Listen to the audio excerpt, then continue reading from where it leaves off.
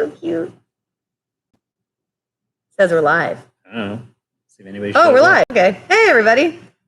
Well, welcome to the iWire Q&A. We've got a few questions and a beautiful, lovely dog here. So thank you to everybody that submitted their questions throughout the week. We've curated a couple of them. We got a lot of questions, so we'll probably do a couple more depending how well this goes. For those of you that don't know about iWire, we are a Subaru wiring company. So that means if you can put a Subaru into it, we can wire it for you. So some things that we've done, you know, Subarus into other Subarus, Subarus into Porsches, into VW Bugs, VW Vanagons. We've done a fan boat, and we've also done a hovercraft. So we literally mean it. If you can put a Subaru engine into it, we can wire it. So, and then besides wiring, we also sell electrical connectors, you know, plugs, receptacles, different things like that. And then we also have lots of like upgraded plug and play harnesses if you're going speed density, fuel pump hardwire kits, DCCD controllers. What else do we got? We got a bunch. We got too many to name. So Subaru wiring, we're here for you. If we don't have it, just ask. All right, so we're just going to jump right into our questions. So this first one comes from Patrick A on Instagram. He's installing a 2005 US STI 6-speed, DCCD 6-speed, transmission into his US 2002 WRX. What all does he need to do to get everything working? Well, a 6-speed swap is going to require 6-speed trans, clutch, flywheel. You're going to need the shifter linkage that matches your car. Hey, Ollie. If you're going to go 05 plus, you'll probably end up doing the 5x114 conversion, hubs, axles, rear diff, all that good stuff.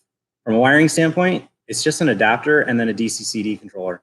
So if you have a WRX, you would buy hopefully you would buy our DCCD Pro plug and play kit. If you just needed to get it working and didn't have the money for the DCCD, you could get the turbo to DCCD trans adapter. But if you're going to do this right, you really want a DCCD controller because the center diff expects those electronic inputs, and without them, the clutch packs have to work harder. I'm gonna put you down for a second. Bye, Lou. Bye, Lou. The clutch packs have to work harder. Eventually, you will put extra wear and tear on the trans. It would wear out, not in 2 weeks, maybe not even in a year, but it's just something that you've spent a lot of money on it. You might as well spend a few bucks and do it right. So we can set those up with OEM controls, so it looks and feels just like a stock STI would in your WRX. So DCCD Pro with iWire plug and play kit will make your life simple. And then just a note, so those kits work if your car is already a manual. If you're doing the auto to manual, when you're doing your 6-speed swap, there's a little bit more wiring. We have a blog post. For those of you that don't know, on our website, we have a blog tab, and there's a ton of wiring information on there. So check that out for the auto to manual conversion. Yeah. A follow-up question to that one comes from Tristan B on Facebook. Could I get info on the DCC Pro Manual Controller? Will it work with the OEM STI DCCD buttons and the DCCD stuff in the gauge cluster? Unfortunately, the manual controller is the basic controller. So you can set it up to run the stock roller switch, but you can't use cluster output for it. You must go with the spider if you want cluster output. Also, probably worth noting, if you go with the spider and you think you might go cluster at some point, buy it with the cluster output now because you really can't add it later. It's just the way that they have it set up. We can't really control it. So we suggest that you just buy it with cluster output, even if you don't use it. And you can always change cluster output type between LED and the stock cluster later or whenever. So it's not a really big deal. Landon S on Facebook asks, how did you start doing wiring merges and then made it into a business? So you have to go way back in history because I'm getting old now. So back in 2004, senior in high school, and I was playing hockey and decided that I would hold off on the eligibility for NCAA. So I went to community college and needed a job other than working in a movie theater because that's not that fun. So I was into Subarus at a local Subaru shop that was doing swaps and conversions. I showed up, made friends with them. They eventually offered me a job. I knew nothing about cars.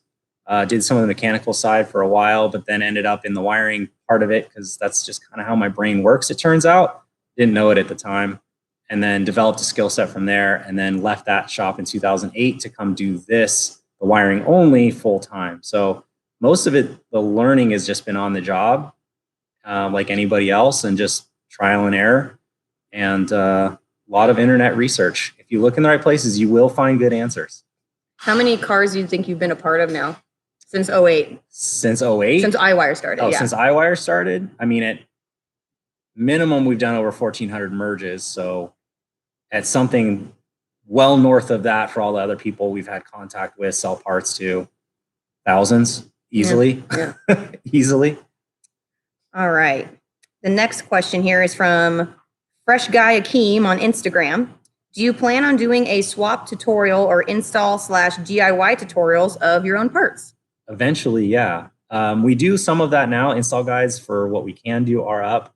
We try to make those as good as we can, but we've realized that video is probably going to be really important as we go. So we will do a lot more of this type of content and include the install videos for as many products as we can coming in the future. So keep an eye out. And if you have requests for that, please let us know. We will do our best to address them. But it does take a lot of time, so be patient. Yeah, and we do, as Brian said, we do have a few up there already, so feel free to check those out. Our AVCS kit is up there, our drive-by-wire pedal is up there, our GC to GD plug mount is up there, so we got lots of stuff up on the YouTube and a lot of other like informational kind of fun stuff as well, so check that out. I was gonna say, if you're in the market for more information for now, check our blog post page. It has a ton of free content, a ton of information to help out on lots of different things. Start there, and then we'll probably try to move some of that content over to YouTube as we go. So Kevin G on Facebook asks, Lou, so barky. If you don't know, Lou's a very barky dog. If any of you have visited the shop, you know she greets you by running up and barking. So we're working on that. Yes. So Kevin G on Facebook asks, why can't you guys just manufacture the harnesses? It'd be a lot easier to not send harnesses in. I can't even tell you. We agree. Yeah, we agree. If there was a world by which I could just sell you a swap in a box, I would have done it already. Unfortunately, Subarus, well, unfortunately for you guys, kind of fortunately for us, because it means we have a job. But the Subaru setup is that all the ECU wiring and the body wiring is all integrated into one. So you really can't sell something. It requires, to do it right, requires having the harness in our hands so we can cut out the old and install the new. And a big part of it too, Smoke it. A big part of it too is that the wiring changes so much between an 04 WRX and an 04 STI. You have Outbacks are different than Bajas. You know, the 08 Plus is different than the 02 to 07. So there's just so many nuances that while we would love to make a product, we can't now. Though we do have some on our site for smaller upgrades. Subaru's done a much better job for 08 Plus in uniformity.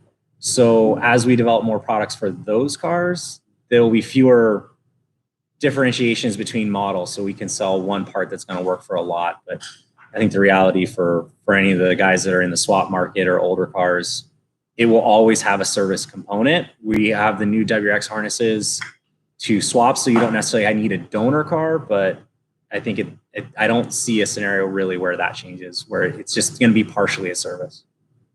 David T on Instagram was asking, will an 04 WRX body harness manual work on an EJ257 swap? I think that perfectly applies to what we were just talking about. Yeah. A WRX uses a 5-plug ECU, is non-drive-by-wire, doesn't have AVCS, and if you try to put an STI engine in it, it's not going to happen because the STI needs drive-by-wire and AVCS use a 4-plug ECU. There are so many variations that at the end of the day, for any 16-bit, so that'd be an 02 to 05 WRX ECU, to 32-bit, which would be pretty much anything drive-by-wire, you're going to want to merge it so that you get the proper ECU and engine plugs in your original harness. You could quick and dirty it by putting the WRX intake manifold and harness on it on the long block, but you're not going to get the AVCS out of it, which kind of defeats the purpose, in my opinion. Michael F. on Facebook wants to know, how did you and I meet? He also wonders if I am a car girl before, or did I become one after hanging out with you? Maybe I should let you answer that. So I definitely was not a car girl. Brian and I met online. I sent hi with a smiley face. Yes. And that worked. But we actually met through hockey. So we're both big hockey fans, and that's kind of what brought us together. And then as iWire's grown and I was looking for a job, I kind of got pulled into iWire. Now I'm definitely more interested in cars. I'm not going to probably do my own project, but it is fun. Like when you're on the street and you just go, wow, look at that car. That car is different. That car is special. Like for me, that's the fun part about cars. iWire is a vortex. It sucks people in. So it's true. That's kind of how this happened. Let's see here. What's the best 6-cylinder swap for a GC8? I think that question's from, I'm going to say it wrong. Kebab on Instagram. And I think he's referring to the fact that Brian has a 6-cylinder in his own car that was recently featured on the Hoonigan Autofocus channel. Huge shout out to Larry and Lewis for doing that for us. Hey, Robert. I'll answer your question in a second. So 6 cylinders, obviously a big topic of conversation lately. I think it really depends on what you're trying to do. So if you really want a high horsepower build, then buying an SVX EG33 might be the way to go, because if you can get your hands on the parts, it's built very similarly to an EJ. So the process to build that engine would be similar. The problem is that with the SVX, you're going to struggle to find parts for it. So I think the reality is that for most people, if you're really going to do this, I'd probably go EZ30R or 36. These would be the 05 models that came out of Legacies and Tribecas and things like that. The upside here is that those engines came with around 250 horsepower out of the box. None of the other 6 cylinders in the past had that kind of power. They also are drive-by-wire, AVCS, AVLS, so they have adjustable timing, which is awesome. Brian's so distracted by the live chat, you guys. Yeah, no, this is hard. This is weird for me. So as I think that makes them better candidates because they have more horsepower when you just drop them in, and there are parts coming available for those swaps. I will say with a huge caveat for anything 6-cylinder, it's way more expensive than you think it's going to be. Yeah. If you want to do it, be ready to spend some serious money. For example, pretty much any 6-cylinder that we do now, our standards are going to be different than others. So I do understand people can build them, wire them cheaper. I get that. But how we do it, we're going to build it brand new and we're going to use a nice ECU. So your end product to make something nice is going to be $400 to $4,500. So you're really going to have to, if you're going to do this right and make a lot of power in the end, you need to do the wiring and ECU setup accordingly, which is not going to be cheap no matter how you slice it. Yeah. So, and the way we wire the 6-cylinders, we know there's going to be more modifications in the future. So we want to just wire it for you once and then like add on pieces later versus having to rewire it over and over and over again, which is what ends up happening in some cases. And it's a little bit more of a struggle. All right. So Robert Rodriguez is asking, let's see. Will we develop an intercooler diffuser for upgraded larger TMICs? What's a TMIC for those that don't know? Top mount intercooler. So Robert, I don't know if you're asking about GC specific or something newer. For now, we have GC. We have a few left. We're actually out of stock. We're not quite sure what we're going to do in terms of reordering. But we do make an intercooler splitter for GCs for the 08 Plus. So if that's what you're looking for, we do have a few of those left. Outside of that, making them for the newer cars, probably not, given that enough of the companies that make aftermarket top mounts also sell a splitter for it. And you can take the stock STI and mod it to fit a lot of the cars. So there's interchangeability on stock parts where I doubt we'll probably do that, but maybe in the future, there's something that comes along that makes more sense there. All right, so then let's see, one of our questions. Road Patina on Instagram wants to know, when should I run an IAT and MAF with your harness? I assume he's referring to speed density. I would think he's probably asking about speed density. So really that's up to your tuner. You're welcome, Robert. He's so distracted by live chat. I can't help it. Anyways. It's so great. Anyways, so the speed density part of things. Really it's up to your tuner. So depending on your turbo, intercooler, intake setup, it will determine how well your MAF can read airflow. If it gets to a point where it doesn't read it properly, your tuner is probably going to want to switch to either hybrid, where they mix up between using the mass airflow and speed density, depending on certain parameters, or they'll switch to pure speed density. So really that's a question for your tuner, and it's highly dependent on your setup. So let's see, Rice Boy Rob GF8. How much boost can an EJ20G version 2 with stock internals handle? Ooh. Not my area of expertise on Yeah. this one. I will say that the older blocks are pretty resilient, but they're also old. So you're gonna fight the capabilities of what it can do because of the age. So I know that a lot of people will look to the early EJ20s, and let's see, he's commenting a little more at work.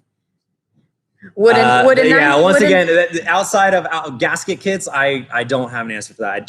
We don't build engines here. I don't deal enough with that. So you'll have to poke around with some other people that are much smarter when it comes to engine building than me.